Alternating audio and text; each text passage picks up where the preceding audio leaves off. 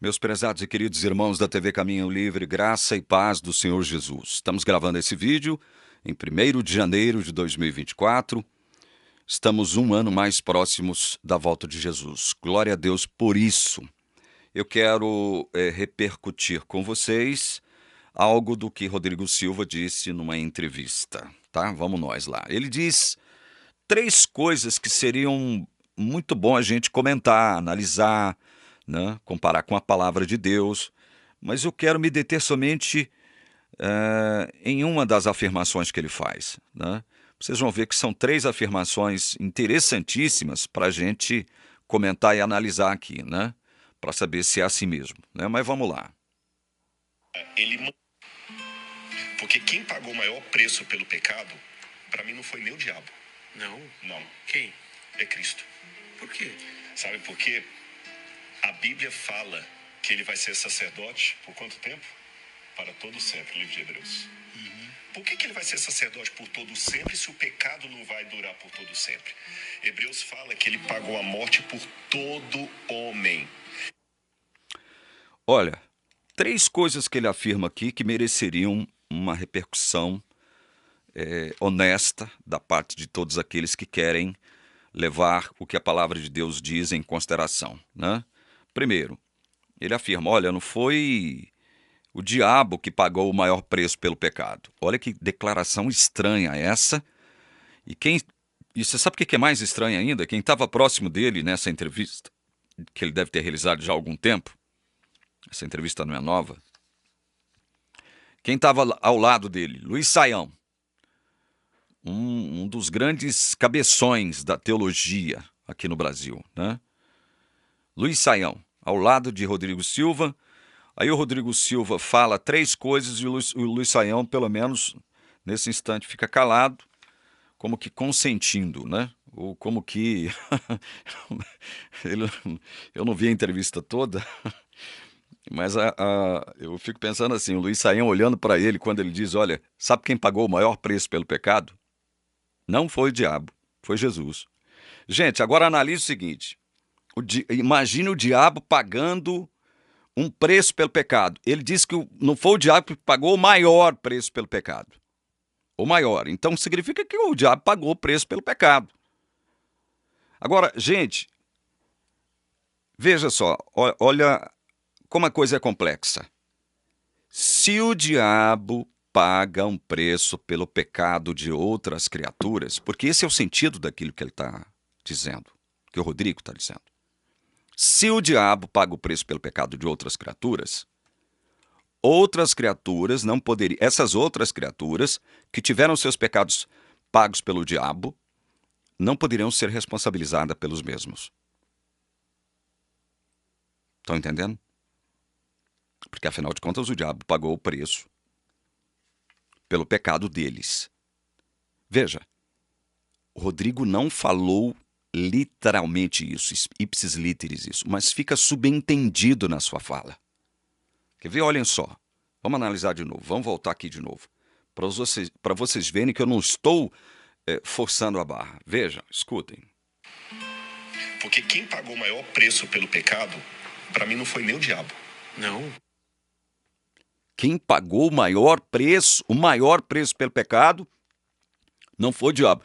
Ele não pagou o maior, mas ele pagou um menor preço pelo pecado. Se ele pagou um menor preço pelo pecado, fica subentendido que Rodrigo Silva, porque ele está citando Jesus aqui, que pagou o preço para aqueles por quem ele morreu. Ele continua aqui, quer ver? Se ele não tivesse feito essa comparação, incluindo Jesus nessa comparação, tudo ficaria tranquilo, né? Porque quem pagou o maior preço pelo pecado, para mim não foi nem o diabo. Não? Não. Quem? É Cristo. Por quê? Sabe por quê? Veja, Cristo pagou o maior preço pelo pecado. Não foi o diabo. Então fica subentendido o seguinte, Cristo pagou o preço pelo pecado daqueles por quem ele veio morrer. Certo? Eu não vou entrar no mérito se por muitos, se por todos agora. Daqui a pouco a gente fala sobre isso. Então Cristo pagou o preço do pecado de muitos. aqueles por quem ele morreria. Esses por quem Cristo morreu não podem ser responsabilizados pelos seus pecados. Por quê? Porque Cristo pagou pelo preço dos pecados deles. É por isso que Jesus hoje, ele está intercedendo. Ele é sacerdote para sempre, segundo a ordem de Melquisedeque. Ele vive sempre para interceder por nós. Nós, pecadores, que ainda estamos nessa terra e pecando, apesar de sermos filhos dele. Certo? Então ele faz uma comparação entre o que Cristo fez e o que, na visão dele, o diabo também fez, só que num grau menor. Quem pagou o maior preço pelo pecado não foi o diabo. Se ele não pagou o maior preço pelo pecado, em comparação com Cristo, então ele pagou o menor preço pelo pecado. E se Cristo morreu por outros, o diabo também, fica subentendido que o diabo também morreria por outros. Fica subentendido isso, até porque, olha só, para a teologia adventista, quando esse suposto juízo investigativo terminasse, o Jesus colocaria os pecados, todos os pecados pelos quais ele morreu, né? Os pecados que ele pagou pelos filhos de Deus, pelos crentes, ele pegaria esses mesmos pecados pelos quais ele morreu, né? E ressuscitou, pagou o preço, colocaria todos esses pecados sobre os ombros de Satanás. E Satanás, como diz Ellen White no Grande Conflito, ele seria o culpado, seria responsabilizado pelos pecados que ele provocou o povo de Deus. Os pecados pelos quais ele incentivou o povo de Deus a cometer. Vejam só que absurdo isso, gente. Diabo não paga preço pelo pecado de ninguém. Agora, ele influencia outros a pecarem? Claro. Mas quem é que tem que ser responsabilizado pelos pecados das criaturas que o diabo influenciou a pecar? É essas mesmas criaturas. O diabo pode influenciar, mas o diabo não pode ser responsabilizado por Deus pelos pecados de outras criaturas, porque senão essas outras criaturas teriam que ser o quê? Elas teriam que ser omitidas do juízo. Deus não poderia responsabilizá-las pelos seus pecados, portanto não poderia julgá-las. Vocês estão entendendo o que procó que produz o Rodrigo Silva com essas afirmações dignas de uma topeira? Então, aí ele continua e afirma uma outra coisa, né? Para dizer que quem pagou o maior preço pelo pecado foi Cristo, porque ele permanecerá sacerdote, segundo a ordem de Melquisedeque, para sempre. Olha aí. A Bíblia fala que ele vai ser sacerdote por quanto tempo? Para todo sempre, livro de Hebreus. Então, olha, aí ele está falando, aí ele faz uma outra afirmação aqui que é muitíssimo interessante, logo após afirmar que Jesus vai ser sacerdote segundo a ordem de Melquisedeque para sempre, mesmo não havendo pecado, né? Porque Deus vai eliminar o pecado, né, do universo. Então preste atenção no que ele diz. Porque quem pagou o maior preço pelo pecado, para mim não foi nem o diabo. Não. Não, Quem? é Cristo. Por quê? Sabe por quê? A Bíblia fala que ele vai ser sacerdote por quanto tempo? Para todo sempre, livro de Hebreus. Por que ele vai ser sacerdote por todo sempre se o pecado não vai durar por todo sempre? Por que ele vai ser sacerdote para todo sempre se o pecado não vai durar para todo sempre? Né? É uma pergunta que ele faz. É como se fosse assim, uma pergunta de um gênio. Só um gênio poderia elaborar uma pergunta como essa. Entende? Mas olha, gente, é uma pergunta que precisa ser respondida, né, à luz da palavra de Deus. Jesus vai continuar sendo sumo sacerdote, segundo a ordem de Melquisedeque, para sempre. Por quê? Justamente porque ele pagou o preço dos pecados desses por quem ele morreu. Então veja, enquanto nós vivermos, eu estou falando nós, os crentes verdadeiros, enquanto nós vivermos, viveremos pela intercessão de Jesus Cristo. Vocês estão entendendo? Cristo se tornou carne, se tornou homem.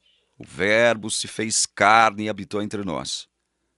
Ele é um de nós. E como um de nós, ele morreu por nós, pagando o preço dos nossos pecados. Então, enquanto nós vivermos, e a nossa vida é eterna, né? Como diz o apóstolo Paulo, Jesus, com a sua morte e ressurreição, já venceu a morte. Em nós, crentes, nós já temos a eternidade sobre nós, garantida. Nós já temos. Então, enquanto nós vivermos, e a nossa vida será eterna, nós viveremos sempre por causa daquilo que Jesus fez por nós. É por isso que ele vai continuar sendo sumo sacerdote para sempre, segundo a ordem de Melquisedeque, certo? Então, essa coisa de falar que quem pagou o maior preço pelo pecado não foi o diabo, comparando isso com o que Jesus fez, não é correto justamente porque o diabo não pode pagar pelo preço do pecado de ninguém a não ser de si mesmo. Nem da terça parte de anjos que ele influenciou lá no céu e que caíram juntamente com ele. Vocês estão entendendo? Os 33% de anjos que se rebelaram no céu lá juntamente com Lúcifer, Lúcifer também não pode ser responsabilizado pelos 33%, pelos pecados de 33% dos anjos que caíram lá do céu. Estou falando 33%, é só metáfora. É uma terça parte. Vocês estão entendendo? Lúcifer, ou o diabo, ele só pode pagar pelos pecados que ele mesmo cometer. Ele mesmo cometer.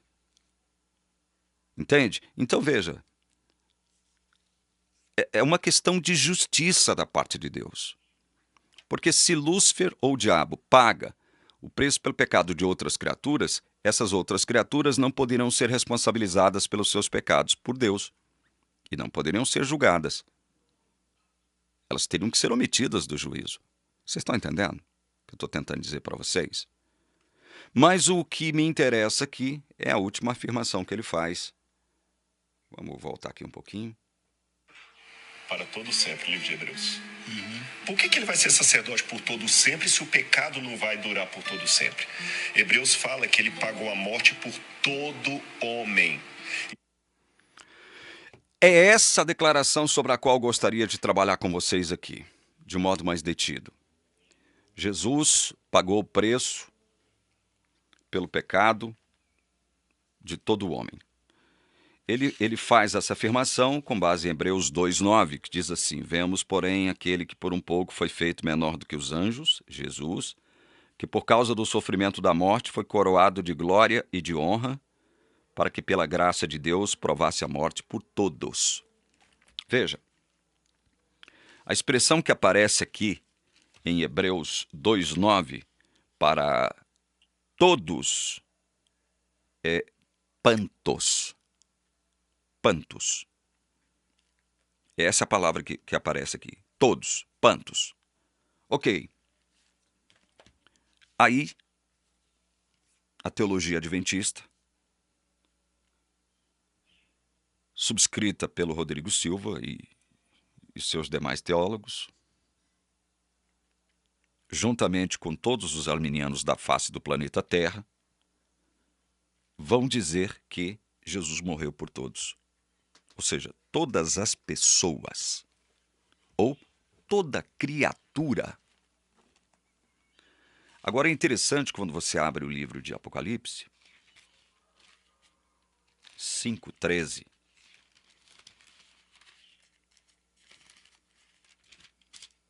Apocalipse 5, versículo 13. E está escrito o seguinte: então ouvi que toda criatura que há no céu e sobre a terra, debaixo da terra e sobre o mar, e tudo que neles há, estava dizendo. Veja, quando a Bíblia, especialmente aqui no Apocalipse, diz toda criatura, isso aqui é algo absoluto. Toda criatura, toda pessoa, todo indivíduo. Panctisma É o que está no texto grego, panktisma, toda criatura. Mas aqui, em Hebreus, a palavra é pantos, que tem um sentido de todos. Mas o sentido que a teologia adventista e Rodrigo Silva dá ao texto, assim como todos os arminianos da face da terra, é que Jesus provou a morte por toda criatura. Panktisma. Toda criatura. Então veja, se Jesus provou a morte por toda criatura, obrigatória e necessariamente Deus teria que salvar toda criatura. Porque Jesus provaria a morte por toda criatura. Vocês estão entendendo? Se responsabilizaria pelos pecados de toda criatura.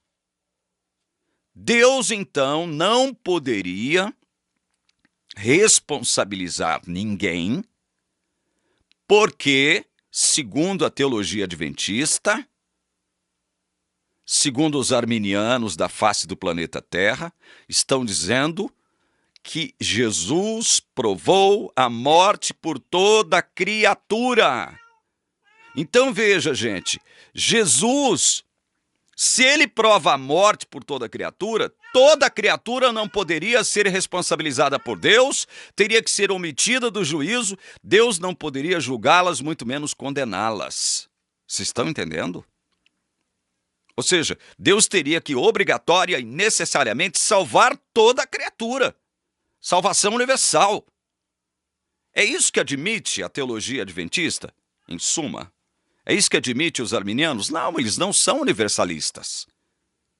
Universalistas são uma classe de cristãos que admitem que no frigir dos ovos, no fim de tudo, Deus vai salvar toda a criatura. Mas os arminianos não são universalistas. Os adventistas também não, assim como Rodrigo Silva não é universalista. Ora, porque se Jesus prova a morte por esses por quem ele provou a morte, não pode ser responsabilizado por Deus, não pode ser julgado, não pode ser condenado. Estariam todos com a salvação garantida. É isso mesmo que o texto está querendo dizer? É isso? Olha, o próprio verso 10 é o verso seguinte aí de Hebreus 2. Olha. Porque convinha que Deus, por causa de quem e por meio de quem todas as coisas existem, que é Jesus, né? Conduzindo muitos filhos à glória, aperfeiçoasse por meio de sofrimentos o autor da salvação deles. Olha só como a Bíblia é interessante se você procura entendê-la no seu todo. Quando você não impõe um determinado sentido a um determinado texto bíblico, um sentido que é seu, é particular seu, da sua igreja, da sua orientação teológica.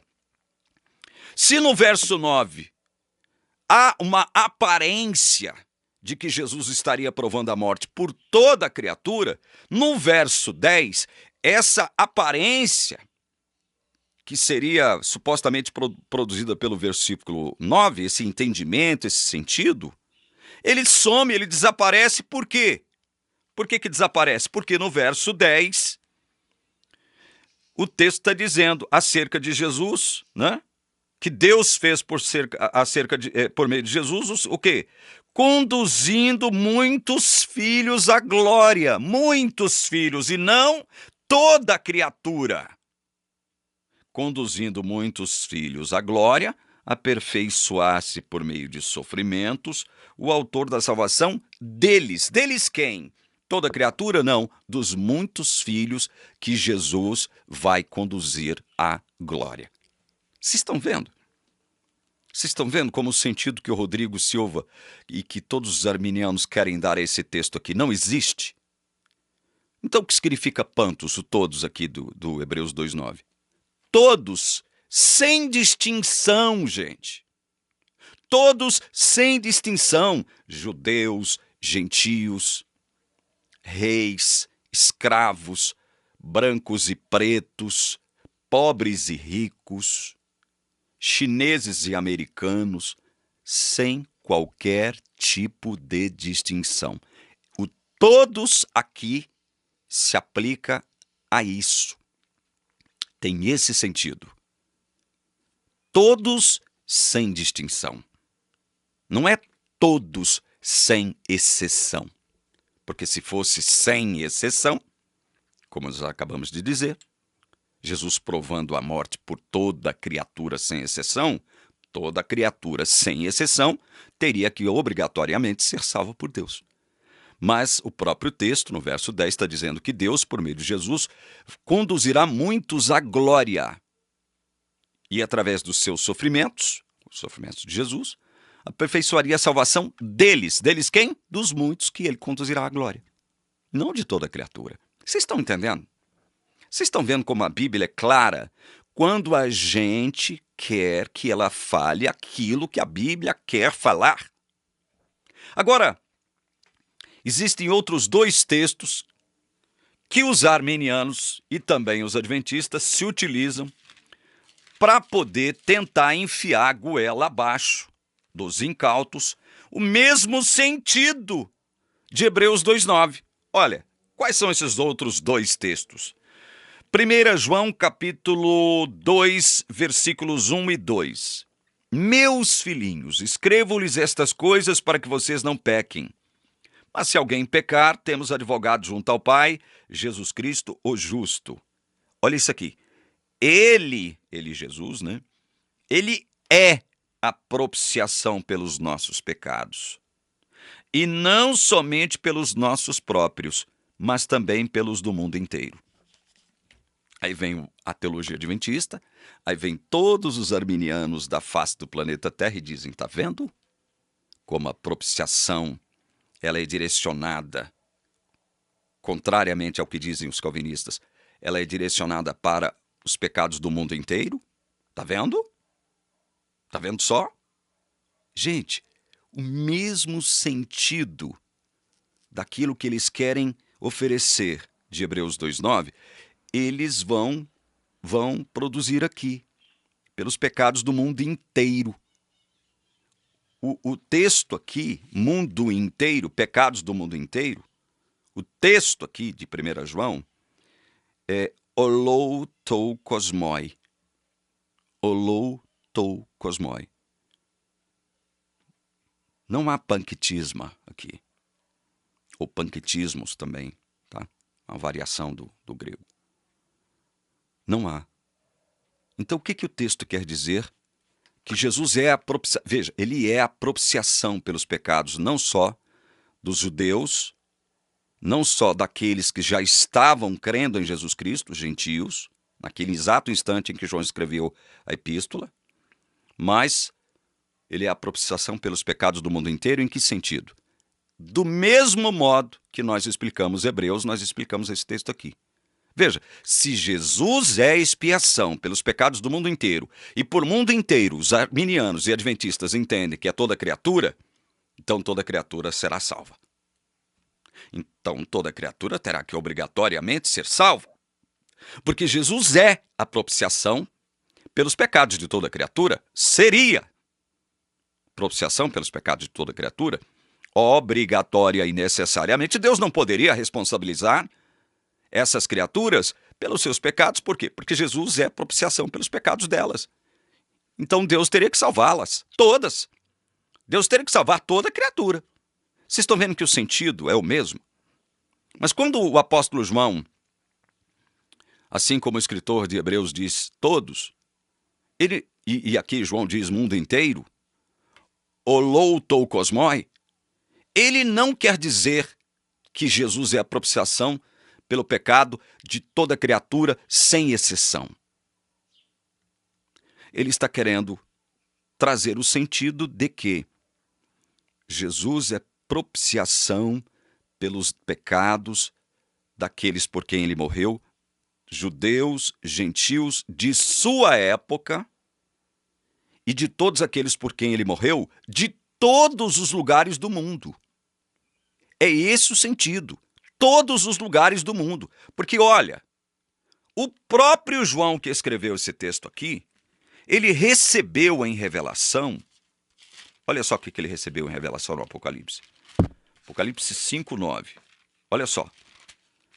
Se vocês, assim como eu, não creem que a Bíblia se contradiz e que um escritor não pode contradizer outro escritor, ele não pode colidir com outro escritor, e um mesmo escritor não pode se contradizer, então Apocalipse 5:9, escrito pelo mesmo João, que diz que ele é a propiciação não só pelos nossos pecados, mas pelos pecados do mundo inteiro. Ele mesmo diz isso aqui, em Revelação.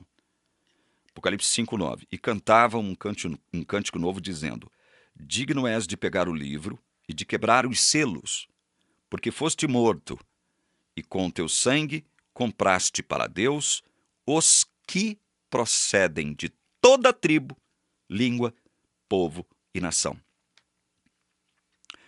Cristo comprou com seu sangue, derramado na cruz, toda criatura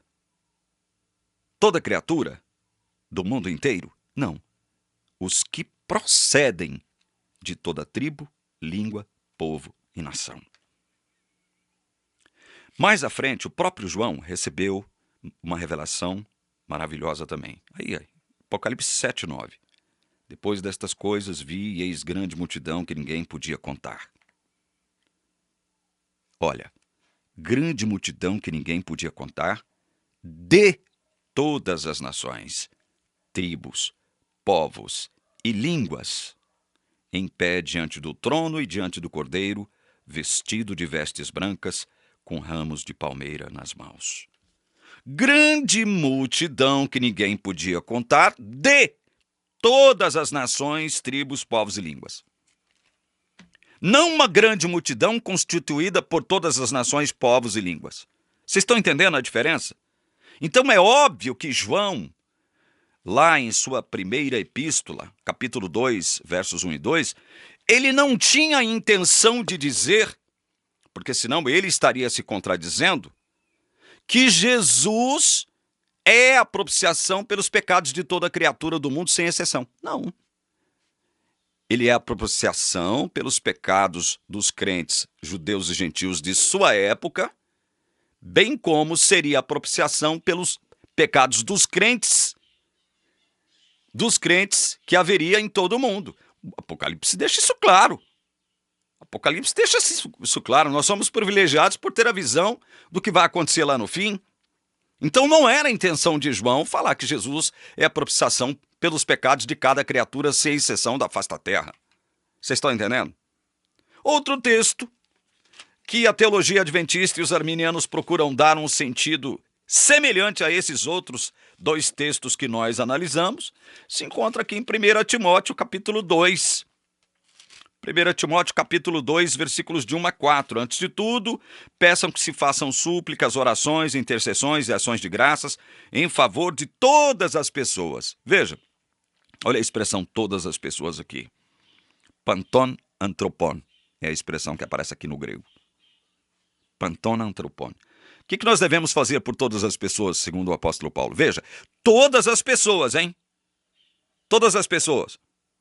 Segundo o entendimento arminiano e adventista, todas as pessoas aqui significaria o quê? Panquetisma, ou seja, toda criatura da face da terra. Então nós teríamos que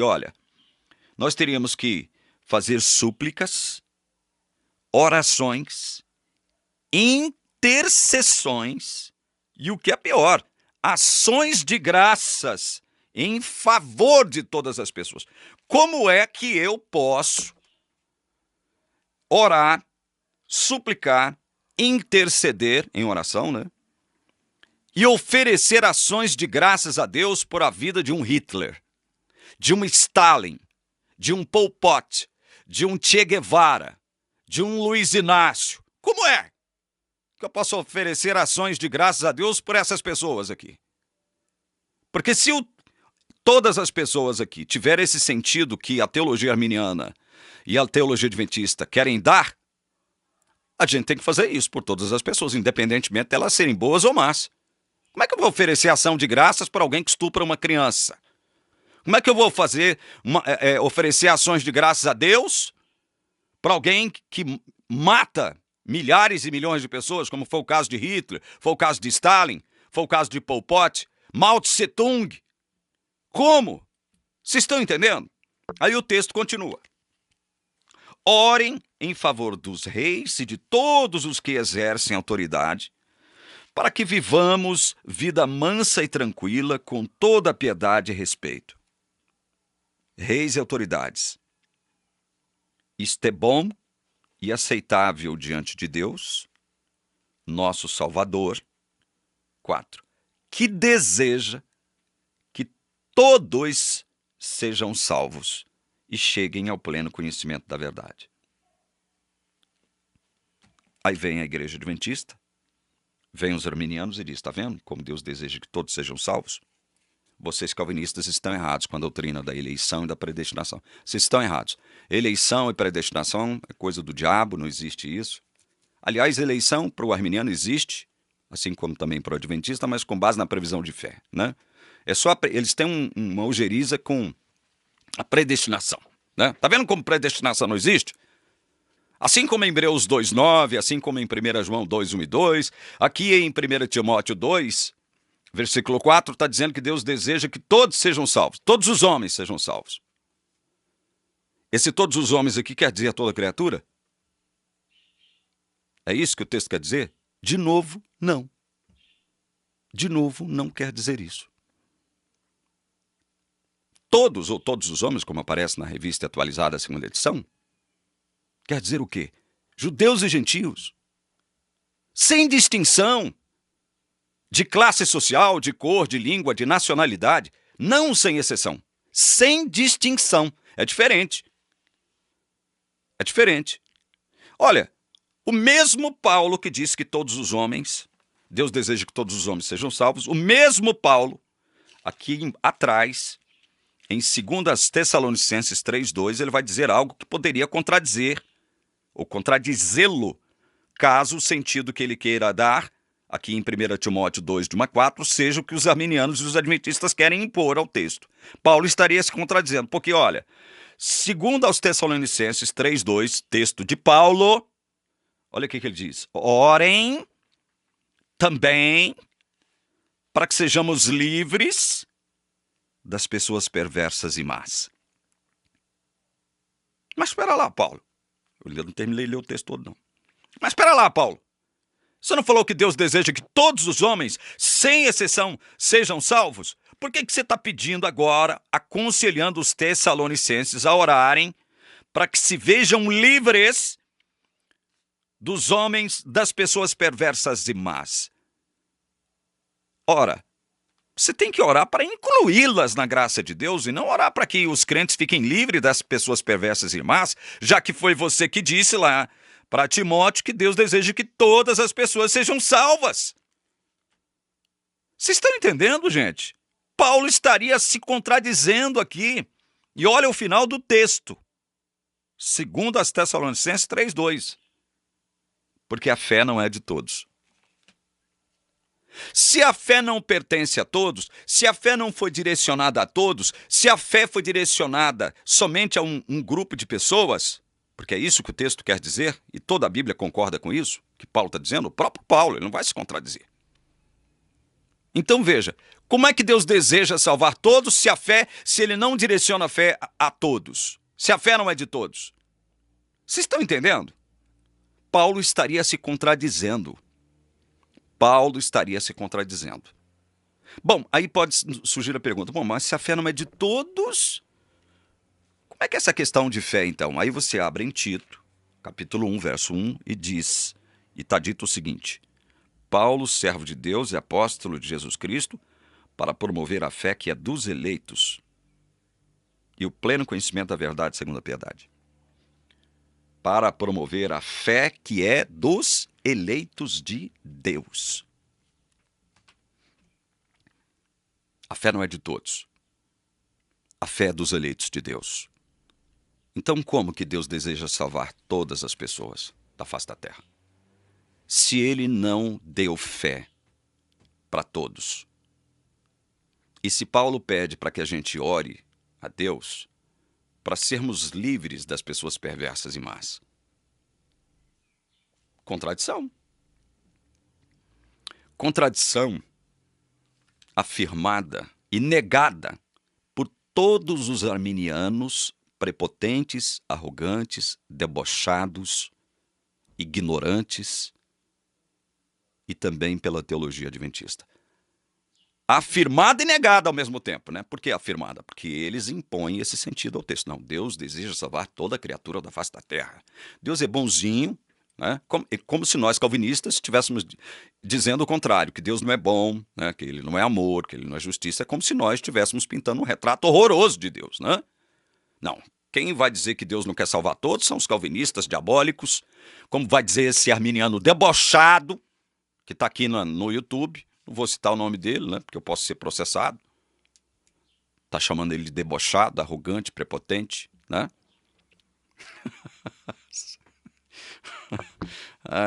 Vocês sabem a que eu estou me referindo. Vocês sabem. Gente, então eu quero ler mais alguns textos com vocês para encerrar esse vídeo, que já ficou longo, eu sei. Mas se Deus quer salvar todos, a Bíblia não poderia dizer esses textos. A Bíblia não poderia expressar esses textos que eu vou mostrar para vocês agora. O primeiro deles, Mateus capítulo 22, verso 14. Mateus 22, 14 diz assim: porque muitos são chamados, mas poucos são escolhidos. Uai, Deus não deseja salvar todos? E o texto nem está falando de todos são chamados, está falando muitos. Muitos são chamados, poucos escolhidos. Mas por que Deus, ao invés de salvar todos, como supostamente Hebreus 2,9, 1 João 2, 1 e 2, 1 Timóteo 2, 4 dizem, por que Ele não quer, ele só escolhe poucos? Por que Ele não escolhe todos?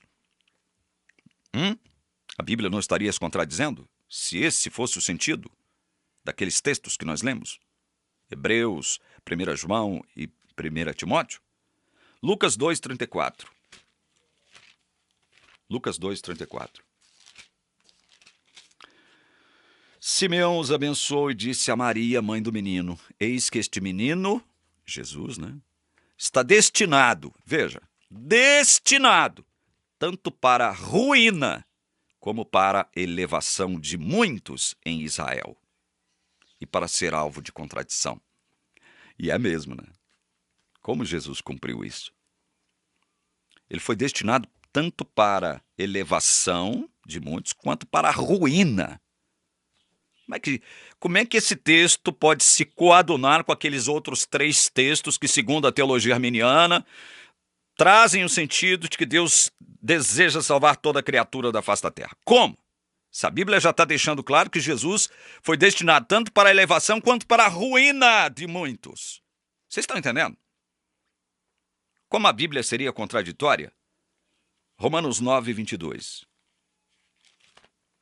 Romanos 9, 22. Que diremos se Deus, querendo mostrar a sua ira e dar a conhecer o seu poder, suportou com muita paciência os vasos de ira preparados para a destruição?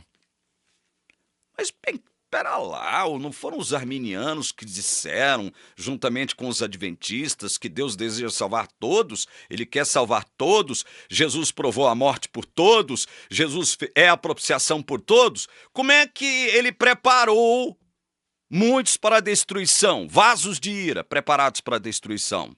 Então, a Bíblia é contraditória. Vocês me perdoem, a Bíblia é contraditória. Isso aí pode dizer um ateu, esse teatro que eu fiz aqui agora. Um ateu poderia dizer isso. Mas para quem? Para quem que eles podem dizer isso? Somente para adventistas e arminianos. Só para essa turma. Para nós calvinistas, não. Nós não temos problema com a Bíblia, em aceitar aquilo que a Bíblia diz. Voltemos a Mateus. Mateus 25, verso 41. Então o rei dirá também aos que estiverem à sua esquerda: afastem-se de mim, malditos, para o fogo eterno, preparado para o diabo e seus anjos. O fogo eterno foi preparado para o diabo e seus anjos primeiro. Mas quem é que vai participar desse fogo eterno que foi preparado para o diabo e seus anjos? Quem que vai participar desse fogo aqui? Os malditos. Jesus dirá para os malditos. Ele vai dizer. E aí? Aqui Jesus morreu por todos. Como é que ele é a propiciação por todos e ele deseja salvar todos? Segundo esse texto aqui, isso não vai acontecer também. Outro texto que depõe contra esse entendimento ridículo, sustentado por todos os arminianos e todos os adventistas da face da terra. 2 Pedro 3,7.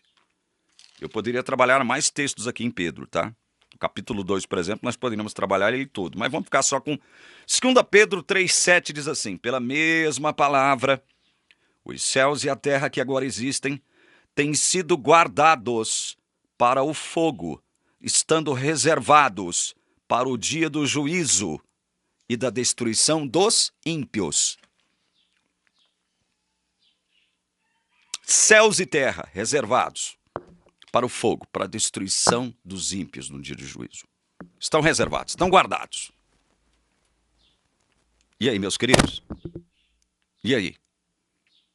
Como é que fica essa história de Jesus morrendo por toda a criatura? Como é que fica essa história de Jesus sendo propiciação por toda a criatura? Como é que fica essa história dizendo que Deus quer salvar toda a criatura? Como é que fica? Se a Bíblia está deixando claro que toda criatura não será salva, hein? Como é que fica essa história? Por último, dentro desse quadro, eu leio Romanos capítulo 1, versos 24, 26 e 28. Por isso Deus os entregou à impureza, pelos desejos do coração deles, para desonrarem o seu corpo entre si. Deus entregou esses aqui, que desonram o seu próprio corpo, à impureza. Deus entregou pelo desejo do coração deles. Faça o que vocês quiserem, não tem plano de salvação para vocês. Verso 26. Por causa disso, Deus os entregou a paixões vergonhosas. Faça o que vocês quiserem, porque eu não tenho nenhum tipo de salvação para vocês. 28. E por haverem desprezado o conhecimento de Deus, o próprio Deus os entregou a um modo de pensar reprovável, para praticarem coisas que não convêm. Façam o que vocês quiserem, porque não tem salvação para vocês. Deus os entregou, Deus os entregou, Deus os entregou. Só coisas ruins. Deus os entregou ao pecado. Esses aqui. E aí? Deus não quer salvar todos? Por que ele entrega todos esses aqui para o pecado? Hein? Arminianos. Seus arrogantes, que fica curtindo com a cara de nós calvinistas aqui, que fica com um sorrisinho debochado contra nós calvinistas, como se nós calvinistas estivéssemos dizendo algo contrário à palavra de Deus. Aí vem a palavra de Deus e diz categoricamente em vários lugares que Deus não vai salvar toda criatura da face da terra. Ele decidiu isso.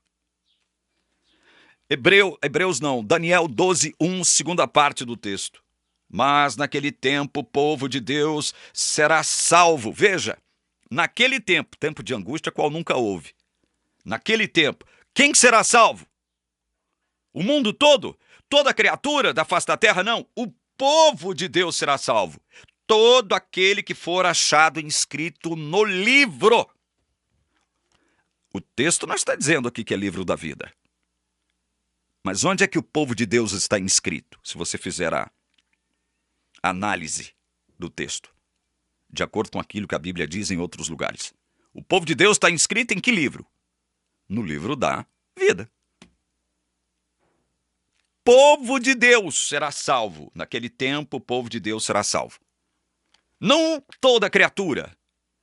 Aí você lê Mateus, um versículo aparentemente sem muita força, sem muita coisa. Mateus 1:21 diz: ela dará à luz um filho e você porá nele o nome de Jesus, porque ele salvará o seu povo dos pecados deles.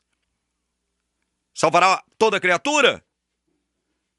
O nome de Jesus é Jesus porque ele quer salvar toda criatura? Não, porque ele vai salvar o seu povo dos pecados deles. O seu povo. Aí você lê mais à frente, Mateus 26, 28. Diz assim: porque isto é meu sangue, o sangue da aliança, derramado em favor de muitos para a remissão de pecados. Derramado em favor de muitos para a remissão de pecados. Não em favor de toda criatura. O sangue de Jesus Cristo não foi derramado em favor de toda criatura da face da terra, arminianos. Vocês estão errados. Adventistas, vocês estão errados. Romanos 9, 27 diz assim: mas Isaías clama a respeito de Israel. Ainda que o número dos filhos de Israel seja como a areia do mar, o remanescente é que será salvo. Como é que Deus deseja a salvação de toda criatura se a Bíblia está deixando claro, que o remanescente é que vai ser salvo? É o povo de Deus que será salvo. Muitos por quem Jesus derramou o sangue. Muitos chamados, poucos escolhidos. E aí, como é que ficam vocês, arminianos arrogantes, prepotentes, cheios de empáfia, donos da verdade? Só que não. Efésios 5, 25. Maridos, que cada um de vocês ame a sua esposa, como também Cristo amou a igreja e se entregou por ela. Cristo amou a igreja e se entregou por ela, não por toda criatura da face da terra. Atos 18, 9 e 10. Olhem só, como nós calvinistas não temos problema com a palavra de Deus. Atos 18, 9 e 10 diz assim: certa noite Paulo teve uma visão em que o Senhor lhe disse: não tenha medo, pelo contrário, fale e não fique calado, porque eu estou com você, e ninguém ousará lhe fazer mal, pois tenho muito povo nesta cidade. O verso 11, só para contextualizar. Assim Paulo permaneceu em Corinto 1 ano e 6 meses, ensinando entre eles a palavra de Deus. Veja, por que Deus não orientou Paulo a ficar os 18 meses lá em Corinto, pregando para toda Corinto? Por que Deus não disse que toda Corinto pertencia a ele, como povo dele? Não foi isso que Deus disse, arminianos e adventistas. Deus disse para Paulo o seguinte: não tenha medo, pelo contrário, fale e não fique calado, porque eu estou com você, ninguém ousará lhe fazer mal, pois tenho muito povo nesta cidade. Não toda Corinto, não todas as pessoas de Corinto, mas muito povo nesta cidade. Por isso Paulo ficou 1 ano e 6 meses lá, pregando para aqueles que Deus já os tinha como seu povo, mas ainda não tinham ouvido a palavra de Deus, o evangelho da graça de Jesus Cristo. Vocês estão entendendo? E por último, para encerrar o vídeo, Marcos, capítulo 13, verso 27. Então ele enviará os anjos e reunirá os seus escolhidos dos 4 ventos, da extremidade da terra até a extremidade do céu. Há escolhidos de Deus em todas as extremidades da terra, nos 4 cantos do planeta. Há escolhidos de Deus nos 4 cantos do planeta. Foi por isso que Jesus mandou a gente pregar o evangelho a toda tribo, povo, língua e nação. É porque todo povo, tribo, língua e nação seriam convertidos? Não. É porque ele tem os seus filhos, ele tem o seu povo, ele tem os seus escolhidos dentre toda tribo, povo, língua e nação, como disse Apocalipse capítulo 5, verso 9. Apocalipse 7, verso 9. E aí? Você quer brigar com a palavra de Deus? Você que é adventista, você que é arminiano, você quer brigar com a palavra de Deus? Fique à vontade. Fique à vontade para distorcer os textos, fique à vontade para dar murro em ponta de faca, fique à vontade. Mas a verdade, esta é a verdade que nós apresentamos acerca daquilo que Deus fará com o seu povo, tá? Ele vai salvar o seu povo. Deus é onisciente. Jesus é Deus. Logo, Jesus sempre soube porque ele estaria morrendo na cruz. Sempre soube.